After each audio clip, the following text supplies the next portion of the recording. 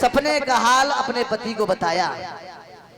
महाराज शुद्धोधन ने आदेश कर दिया, हमारी राज्यसभा में जो बैठने वाले जो ब्राह्मण देव हैं, बड़े विद्वान हैं, ज्ञानी हैं, राम, ध्वज, लखन, मंत्री, कौन, स्वाम, सुभोग, शोतक आदि ब्राह्मणों को संबोधित किया गया है सभा में।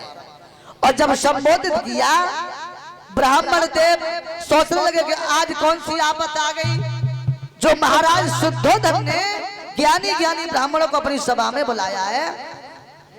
जब महाराज शुद्धोधन की सभा में चले तो पलकी ब्राह्मणों ने देर नहीं लगाई है। क्यों? क्योंकि राजा का एक आदेश है, अरे पलकी नहीं देर लगाई,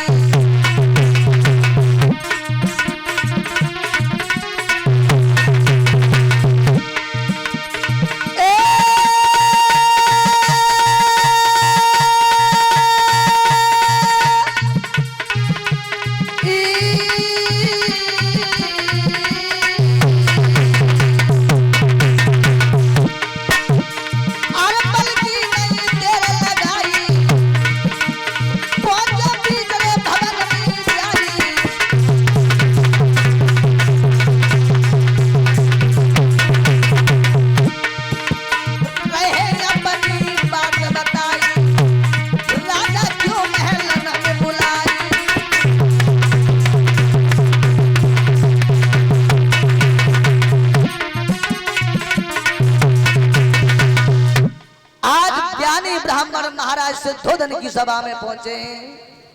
शुद्धोधन की सभा में जाकर के सभी ब्राह्मणों ने प्रणाम किया है कि महाराज की जय हो। महाराज शुद्धोधन सिंहासन से खड़े हो गए। आइए आइए, आपका स्वागत है हमारे दरबार में। एक राजा की नीति, ज्ञानी ब्राह्मणों को खड़े होकर के संबोधित किया, आइए ब्राह्मण देव, आज आपका स्वागत है हमारे महल में। ब्राह्मणों के चेहरों पर जो उदासी के प्रतीक दिखाई दे रहे थे वो फूलों की तरह खिलने लगे। क्यों? क्योंकि महाराज शुद्धोधन ने खड़े होकर के सभी ब्राह्मणों को संबोधित किया कि आइए आइए ब्राह्मण देव, आइए, स्वागत है आपका। आसन बिठाए। आसन जब लगाए गए हैं, महाराज शुद्धोधन ने दोनों हाथ जोड़े कहा कि हे ज्ञानी ब्राह्मण, मैं आपसे एक बात का प्रश्न पूछना चाहता हूं, और एक 10 रुपए का, 51 रुपए का धमदान, क्या नाम? दया शंकर की तरफ से आए हैं, जो नंगला नैना से आए हुए हैं।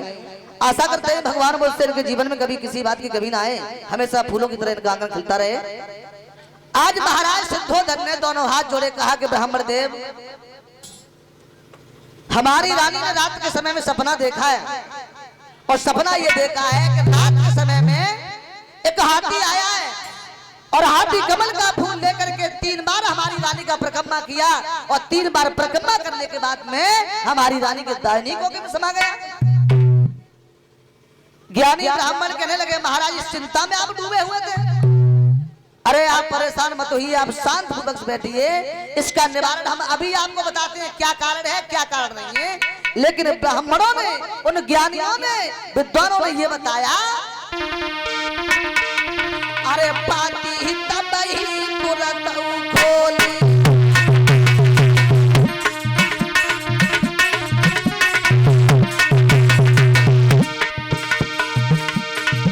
अरे पाती ब्राह्मण ने तब खोली, रहे नितारण बाको खोजी,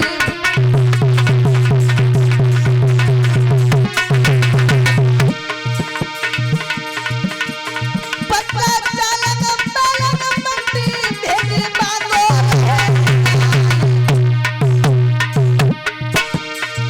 अरे एक ब्राह्मण बोलन लागे, राजा सुन हमारी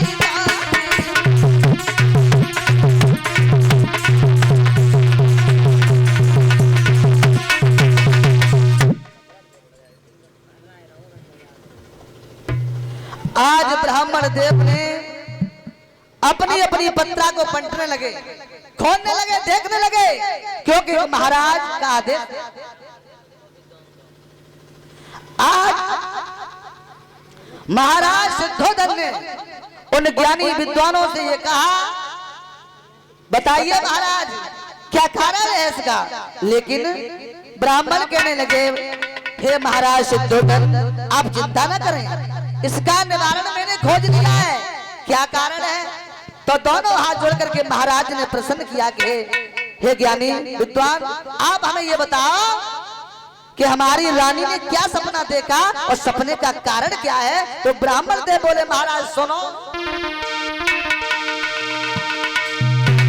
मन में किया विचार, निकालो सारी वचन फरमाओ, सपने को सुनियो हाल रे की गर्भ में बालक।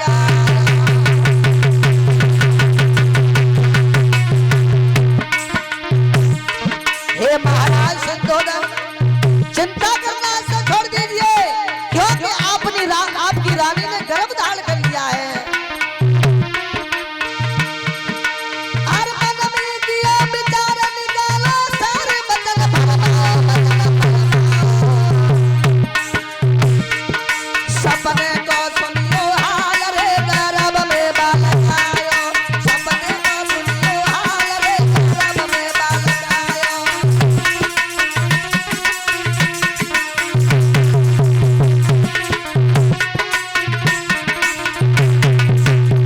बोले, हे विद्वान, हे महाराज शुद्धोधन तुम्हारा आज नसीब ही कुछ बदल गया।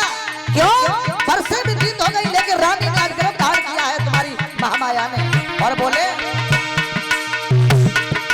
अब चलो तुम्हारे भाग्य में भाग्य सुना महाराजा, सुना महाराजा। तब सुन की तनी भारत की राजा मन हंसायो, तब सुन की तनी भारत की राजा मन हंसायो।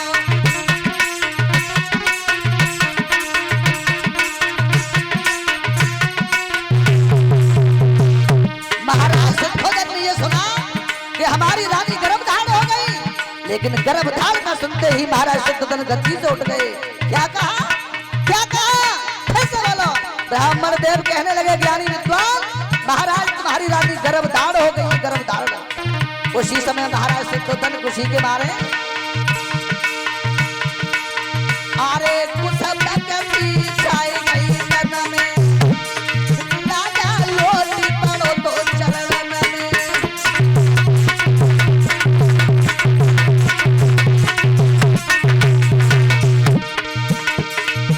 और सुनी खबरिया जब राजा ने मंत्री को आदेश दो, आए पहले खजाने में तुम जाइयो, प्रजा बुद्धि जो तुम दान रे लुटाई।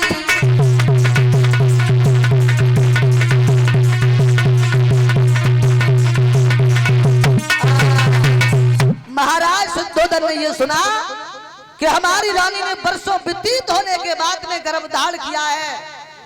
मंत्री को आदेश दे दिया, मंत्री जाओ, आज तुम्हारे लिए खुले हाथ है, हमारी प्रजा में दान लुटा दो। क्यों? क्योंकि हमारी रानी ने वर्षों बाद गर्भ धारण किया है। मेरे श्रोता बंधुओं, आज महाराज खुशी के मारे गद्दी से कूद पड़े। जब समय कटता चला गया, विद्वानों द्वारा बताया गया, धीरे धीरे जब समय कटता चला गया, महाराज शुद्धोधन मैया महामाया बहुत खुश हैं। क्यों? क्योंकि वर्षों बाद मैया ने गर्भ धारण किया था। धीरे धीरे समय कटता चला गया। जब मैया महामाया का 9वां महीना जब व्यतीत हुआ है, तो उस समय की हमारी तुम्हारी प्रथा क्या थी मालूम है? उस समय की हमारी प्रथा तुम्हारी ये थी, जो पहला पुत्र जो पैदा हुआ करता था वो अपने मायके में जन्म दिया करती थी। पहले की हमारी पर ये प्रथा थी, जो पहला बच्चा जो माता बहनें जो जन्म दिया करती थी वो अपने मायके में दिया करती थी। जब मैया महामाया ने ये देखा कि हमारा समय आ चुका है गर्भ का, तो अपने पति से दोनों हाथ जोड़े कहा कि हे महाराज शुद्धोधन, अगर आपको बुरा ना लगे तो बात कहें। महाराज शुद्धोधन कहने लगे रानी कैसी बातें करती हो? अरे आप अपनी मन की बातें आप मुझे नहीं बताओगी तो भला आप किसे बताओगे? उसी समय मैया महारानी ने और महाराज शुद्धोधन से कहा कि हे प्राणनाथ,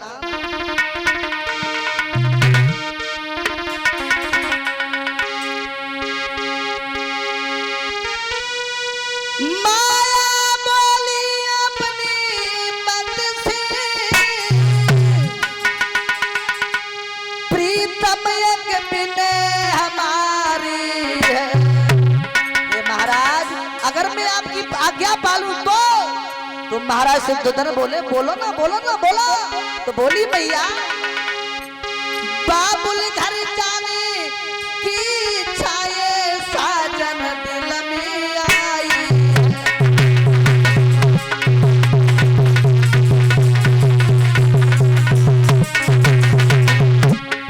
मैया महामाया ने अपने पति से जवाब दिया, महाराज अगर आपकी थोड़ी सी दया हो जाए, थोड़ी सी महान कृपा हो जाए तो मैं इस बच्चे को अपने पियर में जन्म देना चाहती हूँ। माया बोली पतिया बनी सी, प्रीतम कभी ने हमारी है, बाबुल घर जाने की छाये साजन दिल में आई है।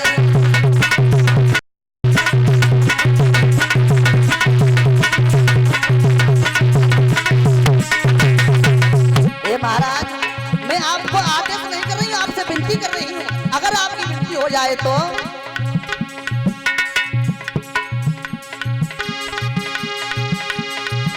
डोली देव सजबार दिया, तुम दादी दियो फटाई है, अतिवीर धर्म से करे, अतिवीर धर्म से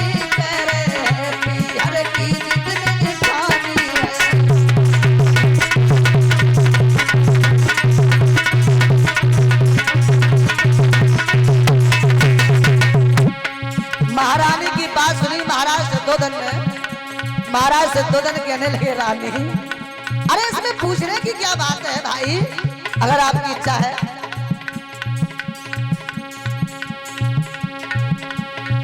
और ये 50 रुपए का धमदान बड़े दाता ओमकार साकी जी की तरफ से गांव के रहने वाले सम्मानित करते हैं।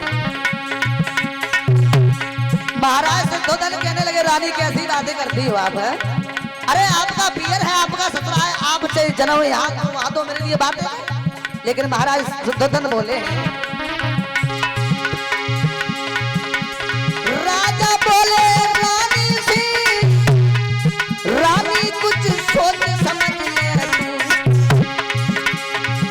अपने ससुरे में जा करके मेरी तौहीन करावे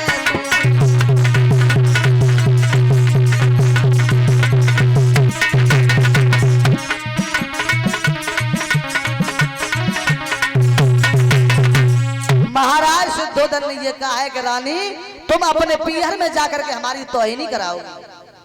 और जो ही तौहीनी की बात आई महारानी महामाया बबूला हो गई। कैसी बातें करते हो? अभी आप कह रहे थे कि ये तुम्हारा घर है, आप जन्म यहाँ दो या आप वहां दो, लेकिन महाराज तुम इसका मतलब ये समझते हो कि हमारे पियर में हमारी देखभाल करने वाला कोई नहीं है। महाराज शुद्धोधन कहने लगे रानी कैसी बातें कर रही हो? मैंने भला क्या ये आपसे बात कही? लेकिन महाराज शुद्धोधन कहने लगे रानी वहां जाओगी आप, भला इस हमारे महल में किस बात की कमी है आपकी जो आपकी सेवा में कोई कमी हो रही है? लेकिन रानी महामाया अपने पति से फिर से जिद करने लगी, कहने लगी श्रीमान वो बात नहीं है, बात कुछ और है। क्योंकि हमारे पूर्वजों ने पहला पुत्र अपने मायके में जन्म दिया करती है हमारी माताएं बहनें, उसी तरीका से मैं भी अपनी प्रथा को निभाने के लिए जा रही हूँ। उसी समय महाराज बोले हैं रानी तुम्हें ऊंच नीच का भेदभाव कुछ मालूम नहीं है।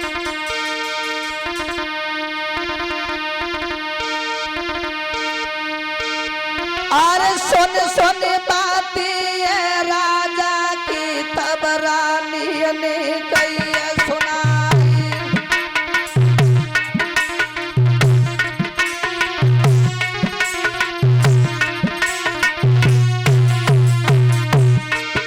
रानी बोली है महाराज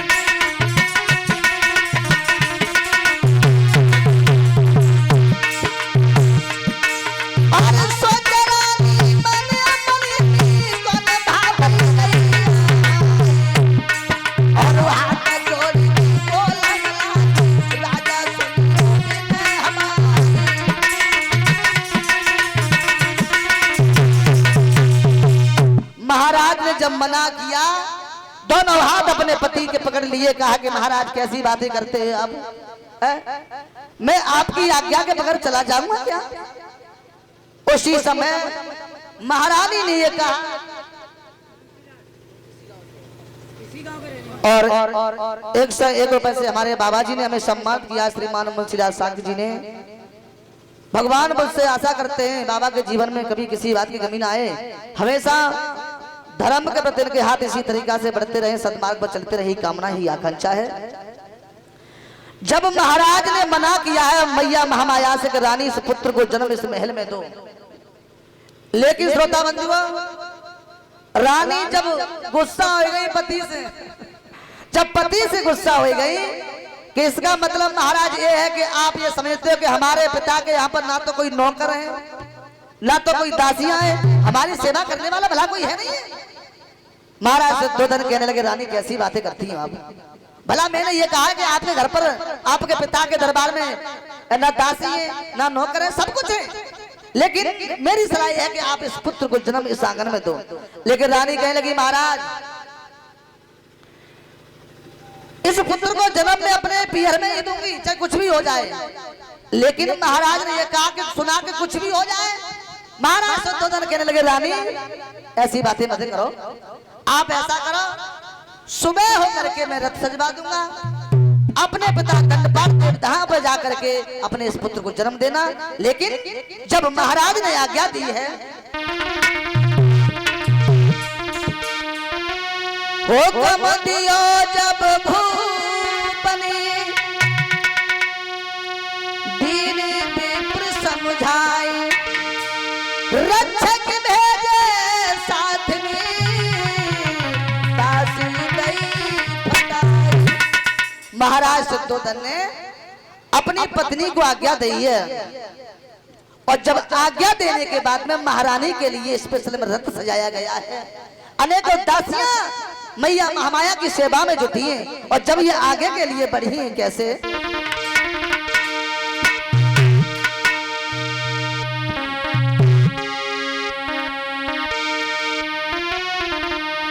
रानी दई फटाई पिपरनी और ऊंच नीच समझाया, और रक्षक बिंदु उसियार मार्ग में भेद साफ बतलाया।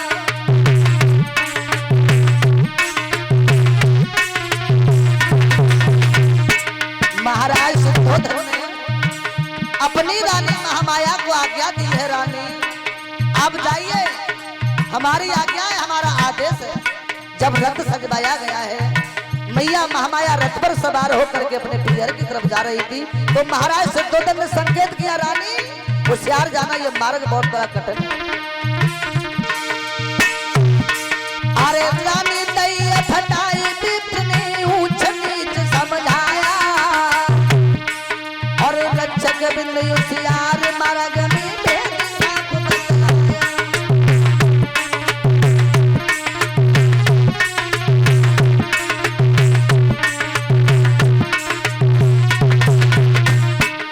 महारानी अरे होकर मन में मगन जाई रही देवता को मैया, पति की आज्ञा लेकर के मैया महामाया अपने देवधा नगर के लिए जा रही है।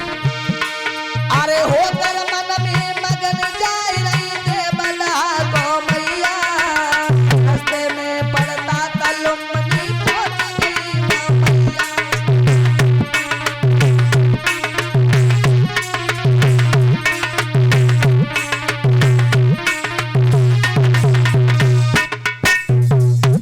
मैया महामाया पति की आज्ञा लेकर के भक्तों धीरे धीरे रथ बढ़ा है। रथ कपिल वस्त्र, ये सुना जाता है कि लुम्बिनी वन देवधा और कपिल वस्त्र के बीच में 9 किलोमीटर पर एक लुम्बिनी वन पड़ता है। उस लुम्बिनी वन की शोभा देकर के मैया महामाया ने अपने रथ को रुकवा लिया। कहा सिपाहियों रुक जाओ,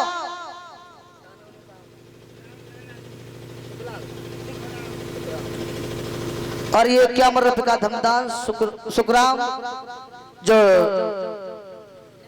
नंगला निन्न के रहने वाले हैं, सम्मान करते हैं, भगवान मुझसे आशा करते हैं चाचा के जीवन में कभी किसी बात की कमी ना आए, हमेशा फूलों की तरह बरसात होती रहे। आइए भगवान का गीत बोलते हैं सभी हमारी माता बहनें, कथा तो होती चलेगी, क्योंकि ये कथा का प्रसंग इसलिए मैं सुना रहा हूं आपको, क्यों